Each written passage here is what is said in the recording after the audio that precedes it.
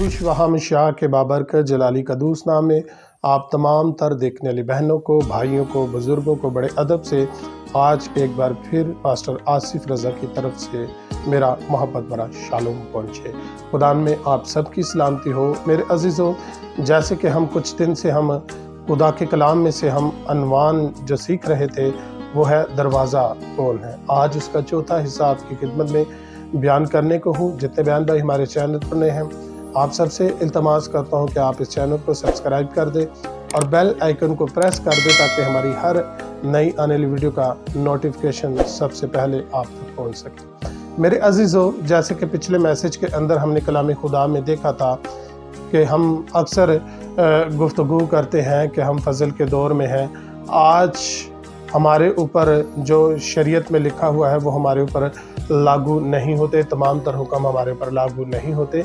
अक्सर गुफ्तगू करने से सुनने को हमें ये मिलता है। लेकिन मेरे अजीज़ों, एक बात ज़रूर जहन में रखिएगा कि कलाम खुदा में लिखा है कि हम राह के किनारे जो लगा हुआ अंजीर का दरख्त था, हम तो वो थे, हमारा कोई चरवाहा नहीं था। आमीन। और आप सब जानते हैं कि जिन भेड़ों का कोई चरवाहा नहीं होता वो भेड़ें आवारा होती हैं, वो जहाँ चाहे वो मर्जी वो जा सकती है, क्योंकि उनकी कोई देखभाल करने वाला नहीं होता, कोई उनकी रहनुमाई करने वाला नहीं होता।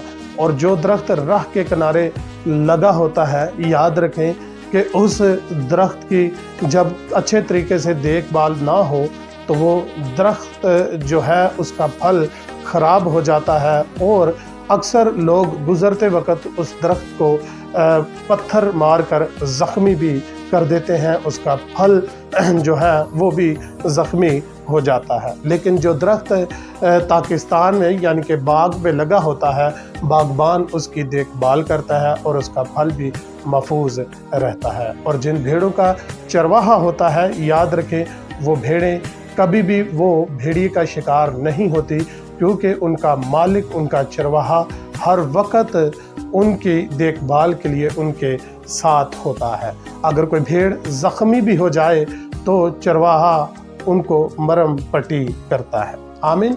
और कलाम खुदा में एक और बात हमें सीख लेनी चाहिए कि हम खुदा का कलाम बयान करता है कि हम जंगली ज़ैतून थे।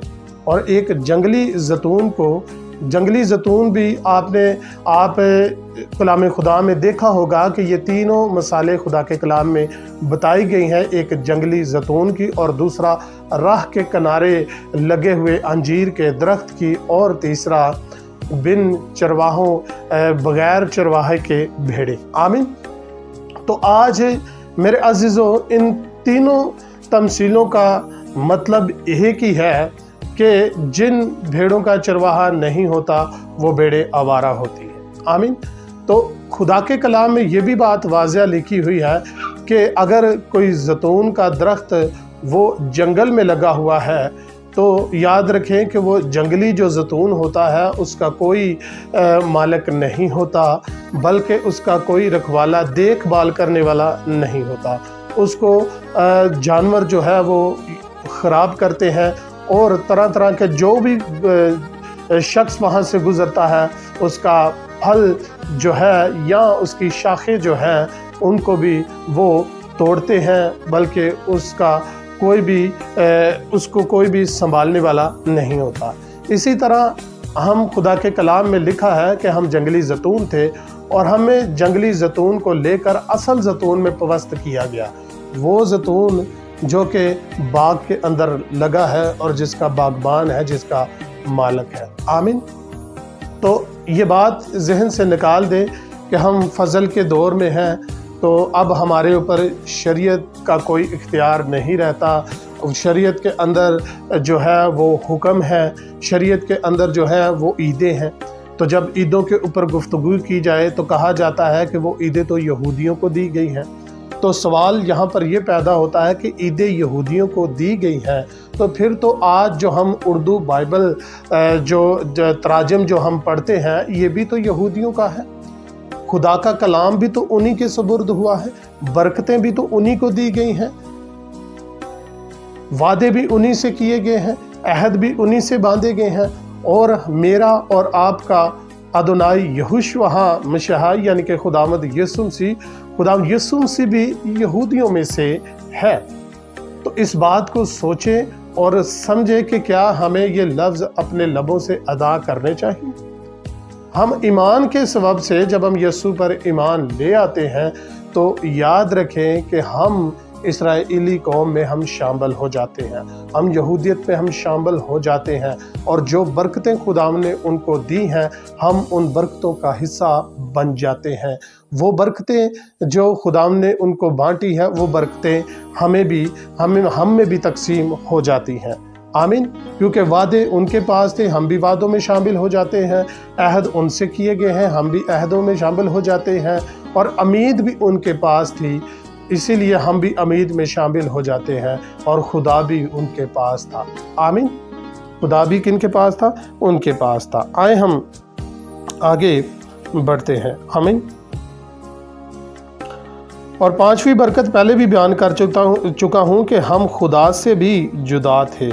उसके लिए हवाला आप इफसियों के नाम मुकद्दस पालूस रसूल का ख़त, उसका 2 बाब और उसकी आयत नंबर 12 का मतालिया कर सकते हैं।